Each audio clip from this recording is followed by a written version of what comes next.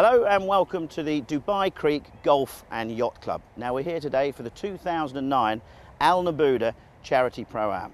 That means the winning pro gets 250,000 dirhams and he'll hand that over to his favourite charity. There's some great players playing here today. Europeans #1, Robert Carlson, he's playing. You've also got Ross Fisher, remember he won the European Open towards the end of last year. And two-time winner last year, Graham McDowell, he's also playing. Now later on in the show, we're going to get out on the course and we're going to have an in-depth chat with some of those players.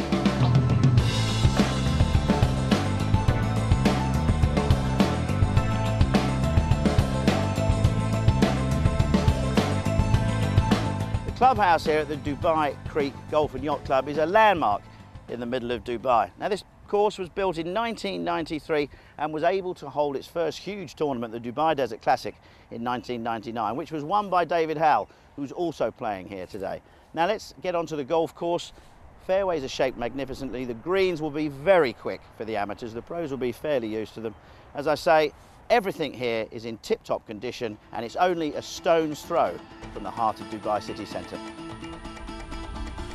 The Emirate of Dubai has emerged from being a small Persian trading port in the Arabian desert into one of the world's most recognised modern cities.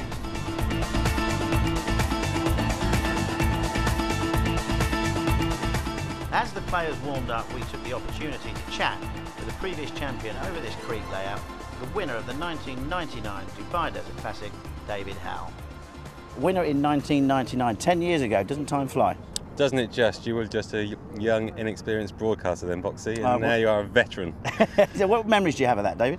I was just talking about it over breakfast. I remember stood on the 18th tee thinking I've got 8 to win and there's water everywhere. Can I manage this? And I managed to keep the ball dry somehow and snuck across the line in the end. So but it was a great week for me. You know, it was my first European Tour win.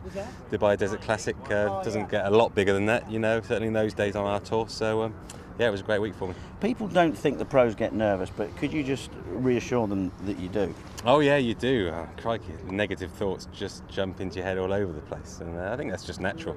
You know, you just try and put them in the back of your mind and focus on the shot and get on with it. But yeah, I was seriously nervous. I remember I didn't look at a leaderboard for 15 holes, and I knew I was doing quite well. And then eventually, I said to my caddy, right, I said, you know, how are we doing? He says, well, you're 5 in front. He says the only problem is Westwood's behind you and he's charging. So anyway, we hung on. So yeah, good week for me. Dom, Ewan Murray thinks you're probably the best caddy on the European Tour, and I think you're very good. What does it take to make a really good caddy and to look after Graham? Keep up and shut up. Just keep up and shut up. Do as you're told. How long have you been doing it? 16 years. 16 years, and do things start getting a bit stale? I mean, do you have GM's golden moments where it goes a bit quiet? This honeymoon period. Yeah. Right. Definitely. There's always them kind of times come along. Yeah. What's the worst moment and the greatest moment between the two? First of all, your view, Dom, on that. The greatest one was the French Open, winning the French Open in 2007. Come back to me on the worst. Come back to you on the worst. Probably the week before in Germany.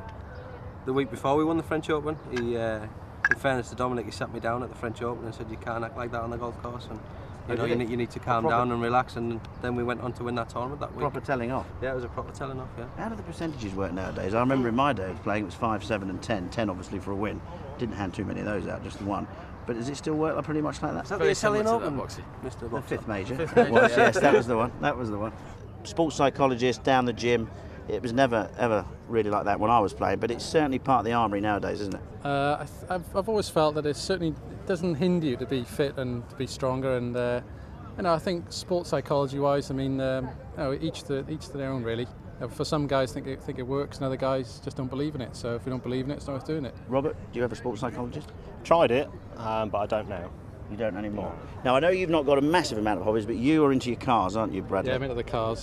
What, the 3-wheel Robin Reliance, or what are you into? No, I mean, I'd love to be into motorbikes as well, but I think I kill myself on those. So I just do the like doing some track days now and then.